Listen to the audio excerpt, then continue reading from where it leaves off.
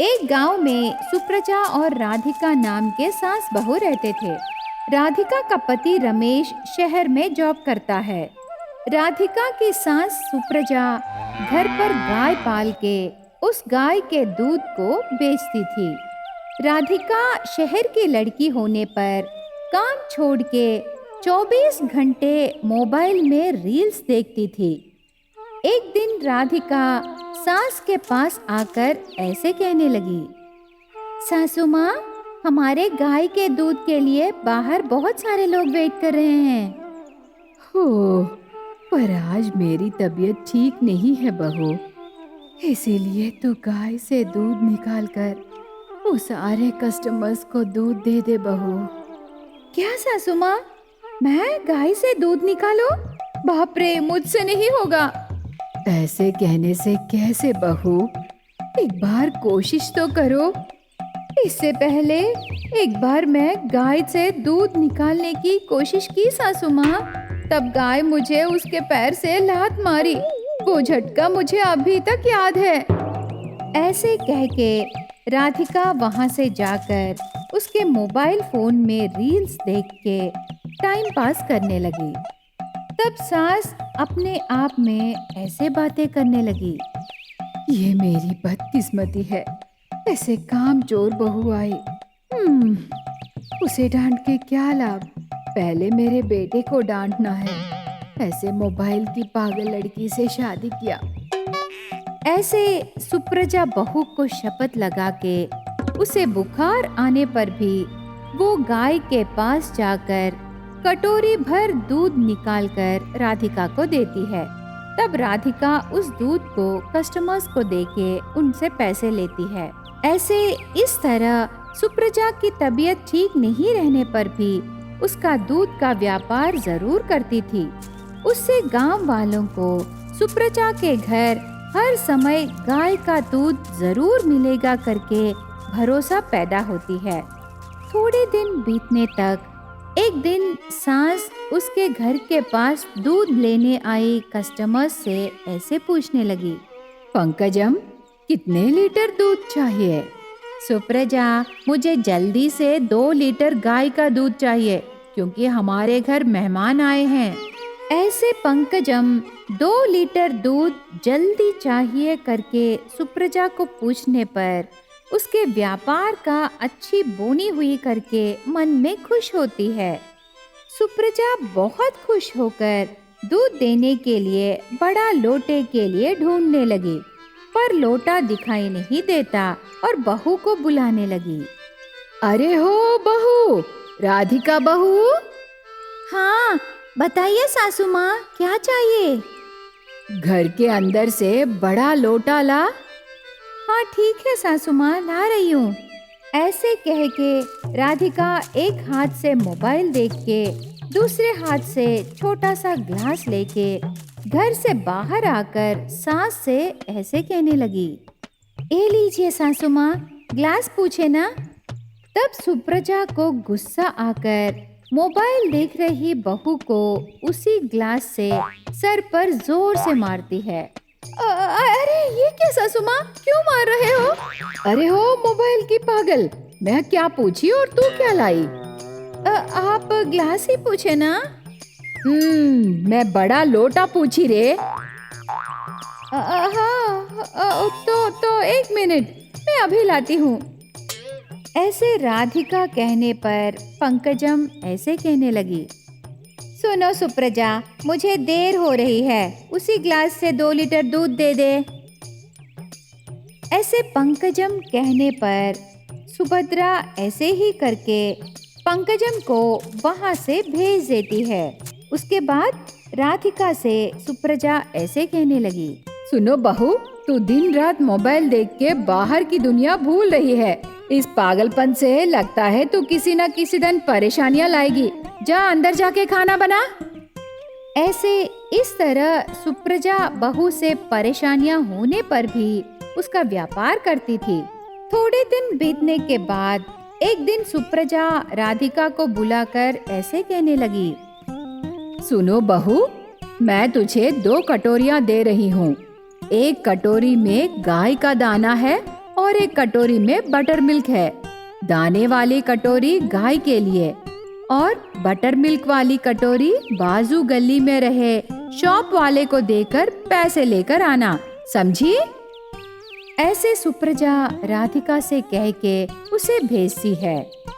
तब राधिका मोबाइल में रील्स देख के बटर मिल्क वाली कटोरी गाय के पास रख के दाने वाली कटोरी शॉप वाले को देती है। तब वो शॉप वाला ऐसे कहने लगा, ये क्या दाने वाली कटोरी लाई? अरे रे, मैं मोबाइल देखते देखते कटोरियां बदल दी। लगता है वो गाय बटर मिल्क पूरा पीली होगी। उसके बाद राधिका जल्दी से भागकर गाय के पास जाती है। तब तक गाय कटोरी में रही बटर मिल्क पूरा पी के कटोरी खाली कर देती है। अगले दिन सुबह सास हर रोज की तरह दूध निकालने गाय के पास जाती है। तब गाय दूध के बदले में दही देने लगी। वो अजीब हादसा देखकर सास आश्चर्य हो जाती है। ऐसे क्यों हो रहा है करके सास घबराते समय राधिका आकर उसकी गलती के बारे में बताती है। तब सुप्रजा गुस्से से राधिका को लकड़ी से जोर जोर से मारती है। उससे रमेश बीच में आकर सुप्रजा को रोक के ऐसे पूछने लगा, क्या हुआ माँ, बेचारी को क्यों मार रही हो? तेरी प्यारी पत्नी मोबाइल देख के गाय को दाने के बदले बटर मिल्क पिलाई रे। उससे गाय के पेट में रही दूध बदल के अभी दही देने लगी बेटा। अभी मैं दूध का व्यापार कैसे करूँ रे? माँ, राधिका तेरे व्यापार में नुकसान नहीं की बल्कि लाभ की माँ। ये क्या कह रहे हो बेटा? माँ, बाहर मार्केट में दूध का रेट ज्यादा है या दही का रेट? दही का रेट बेटा। तो माँ, अभी तुम ये दही बेचकर बहुत पैसे कमा सकती हो ना? सच बेटा? मुझे तो ये आइडिया आया ही नहीं। अभी मैं गाय का दूध नहीं, उस दूध की दही बेचूंगी बेटा। ऐसे कह के सुप्रजा उस गाय से दही निकालकर गांव वालों को स्वच्छ और बिना मिलावट के दही बेचने लगी। तब रमेश से राधिका ऐसे कहने लगी, हे भगवान, आप मुझे बचा लिए जी, थैंक यू। तेरा सर, इस बार के लिए मैं मैनेज कर दिया। आगे से तू मोबाइल में रील्स देखना बंद करके काम पर ध्यान दे। ऐसे रमेश कहने पर उस दिन से राधिका मोबाइल देखना बंद करके सास के साथ रह के व्यापार में मदद करने लगी। साईनगर एरिया में सुभद्रा और कविता नाम के दो सास बहू रहते थे। सुभद्रा का पति टाउन में सिक्योरिटी गार्ड का काम करता था। कविता का पति कपड़ों के दुकान में सेल्समैन का काम करता था। ऐसे बाप बेटे मेहनत से कमाए पैसों से हरीश को स्कूल में पढ़ाते थे। एक दिन कविता हरीश के लिए किचन में लंच बॉक्स रेडी करते समय सुभद्रा हरीश को स्कूल यूनिफॉर्म पहना के उसे रेडी कर रही थी। तब हरीश सुभद्रा से ऐसे कहने लगा, दादी, एक बात बोलूं? कल प्रिंसिपल सर मुझे उनके ऑफिस रूम में बुलाए दादी। क्यों हरीश बेटा, पिछले साल की तरह इस साल भी तुझे अच्छे मार्क्स आए ना, तो चॉकलेट्स दिए क्या? मैं भी वही सोचा दादी, पर बात तो ये है कि पापा अभी तक स्कूल फीस नहीं भरे। प्रिंसिपल सर वो बात बताने के लिए ही मुझे बुलाए। हरीश की बातें सुनकर सुभद्रा तुरंत बहू को बुलाकर, कविता बहू, क्या अभी तक हरीश का स्कूल फीस नहीं भरे? हाँ सासू माँ, अभी तक नहीं भरे। पिछले महीने का तनख्वाह आपके और ससुर जी के दवाइयों के लिए ही खर्चा हो गए, इसीलिए स्कूल फीस नहीं भरे सासू माँ। फिर भी आप चिंता मत कीजिए, वो कहीं से पैसे उधार में लेकर उसका फीस भर देंगे बोले। ये क्या बहू, तुम दोनों को बोली ना किसी से भी पैसे उधार मत लो करके? उधार नहीं लेने से कैसे सासू माँ? वैसे भी मैं उन्हें बहुत बार बोली कि इतने बड़े स्कूल में बच्चे को ज्वाइन मत कीजिए करके। वो बात नहीं है बहू, बच्चे को अच्छे स्कूल में ज्वाइन करने से इसका भविष्य अच्छा रहेगा ना। ऐसे वो दोनों बातें करते समय हरीश को हर रोज स्कूल को ले गए ऑटो दादा ऑटो ले आकर हॉर्न बजाता है। वो देखो, ऑटो दादा आ गया, हम बाद में बात करेंगे, पहले इसका काम देखना। ऐसे कह के सास बहू हरीश को बाहर ले जाकर ऑटो दादा के ऑटो में चढ़ा के हरीश को बाय कह के दोनों घर के अंदर आ जाते हैं। तब कविता ऐसे कहने लगी, सासू माँ, हम दोनों मिलके कोई फूड बिजनेस स्टार्ट करने से हमें बहुत पैसे मिलेंगे ना, तब हमें पैसे उधार में लेने की जरूरत ही नहीं पड़ेगी। ये तो बहुत ही अच्छा आइडिया है, पर फूड बिजनेस स्टार्ट करने के लिए मार्केट में सामानों का रेट्स तो देखो, बाप रे। तो हम कम पैसों से इजीली स्टार्ट किए पानी पूरी बिजनेस रखें क्या सासू माँ? पानी पूरी बिजनेस अच्छा आइडिया है, उसके लिए ज्यादा पैसे लगाने की जरूरत भी नहीं है ना। एक बार हमारे हाथ का पानी पूरी एक गांव वाले टेस्ट करने से बस वो बार बार आने लगेंगे। ऐसे सुभद्रा कविता के आइडिया की तारीफ करती है। पानी पूरी व्यापार शुरू करने के बारे में उस दिन रात को वो उनके पतियों से बातें करते हैं। तब सुभद्रा का पति ऐसे कहने लगा, देखो बहू, तू शुरू किए हर काम जरूर सक्सेस होगा। तेरे आइडिया के मुताबिक ये व्यापार में बहुत मुनाफे मिलेंगे। इस दुनिया में पानी पूरी को नापसंद करने वाला तो कोई भी नहीं रहता बहू। हाँ कविता, पिताजी ठीक कह रहे हैं, तुम दोनों जल्दी से व्यापार शुरू करो।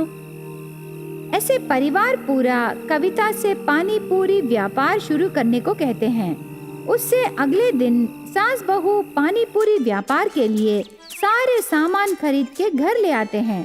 तब सास बहू से ऐसे कहने लगी, कविता बहू, हम सारे सामान खरीद के लाए ना? सारे सामान है सासू माँ, लेकिन पानी पूरी व्यापार करने के लिए एक गाड़ी खरीदना है। ऐसे कविता कहने पर गाड़ी खरीदने के लिए सास बहू एक कारपेंटर के पास जाते हैं। तब वो कारपेंटर ने, देखिए, नई गाड़ी चाहिए तो मुझे 1 महीने का टाइम दीजिए, मैं बना के दे दूंगा। नहीं तो पुरानी गाड़ी चाहिए तो अभी रेडी है, आप लेके जा सकते हो। ये पुराना गाड़ी कितना है? वो तो लगभग 5,000 रुपए लगेंगे। क्या 5,000? ऐसे पानी पूरी सामान खरीदने की गाड़ी का दाम सुनकर दोनों सास बहू शॉक हो जाते हैं। उनके पास उतने पैसे न रहने पर निराशा से दोनों वापस घर आने लगे। तब कविता सास से, ये क्या सासू माँ, वो आदमी पुरानी गाड़ी का इतना दाम बोल रहा है, तो क्या हम अपना पानी पूरी व्यापार छोड़ दें? बेकार में पूरे सामान खरीदे ना। तू चिंता मत कर बहू, चाहिए तो हम घर पर ही हमारा व्यापार शुरू करेंगे। घर के पास व्यापार रखने से ज्यादा लोग नहीं आएंगे सासू माँ। ऐसे दोनों उदास से बातें करते जाते समय उनको ऑटो दादा देखकर बुलाता है, सुभद्रा जी, कविता, इधर आइए। ऐसे ऑटो दादा बुलाने पर उसके पास सास बहू जाते हैं। तब ऑटो दादा ऐसे कहने लगा, यहाँ क्यों आए हो कविता? अरे तुम यहाँ क्या कर रहे हो ऑटो दादा? यही मेरा घर है। ओ, बहुत अच्छे दादा, आज तुम ऑटो चलाने नहीं गए क्या? अरे मैं तो स्कूल बच्चों को घर पर छोड़ के आता हूँ, बाकी समय में आराम करता हूँ, क्योंकि मैं बूढ़ा हो गया ना, इसीलिए मैं ज्यादा देर तक ऑटो नहीं चला सकता। वो बातें सुन के कविता को अचानक से एक आइडिया आता है। वो ऑटो दादा से ऐसे कहने लगी, ऑटो दादा, क्या हमारे लिए एक मदद करोगे? बोलो कविता, मुझसे होगा तो जरूर करूँगा। आसान है दादा, हर रोज शाम को हमें तुम्हारा ऑटो किराए पर चाहिए। उसके लिए हम तुम्हें हर रोज 200 रुपए किराए देंगे। मेरे ऑटो से क्या करोगे कविता? दादा, हम तेरे ऑटो में पानी पूरी सामान रख के पानी पूरी बेचेंगे। ऐसे कविता कहने पर ऑटो दादा हाँ कहकर हर रोज कविता को उसका ऑटो किराए पर देता है। तब से कविता ऑटो में पानी पूरी सामान रख के भीड़ रही एरिया को जाकर पानी पूरी बेचने लगी। उससे कविता का ऑटो पानी पूरी व्यापार वैरायटी रहने पर बहुत सारे लोग आकर पानी पूरी खरीद के खाने लगे। इस प्रकार कविता का ऑटो पानी पूरी व्यापार बहुत अच्छे से चलने लगा। कविता उसके ऑटो पानी पूरी व्यापार के जरिए बहुत पैसे कमाकर उसके बेटे का स्कूल फीस भर के, उसके सास बहू के लिए दवाइयाँ खरीद के, पति के लिए नया बाइक खरीद के सब खुशी से रहने लगे।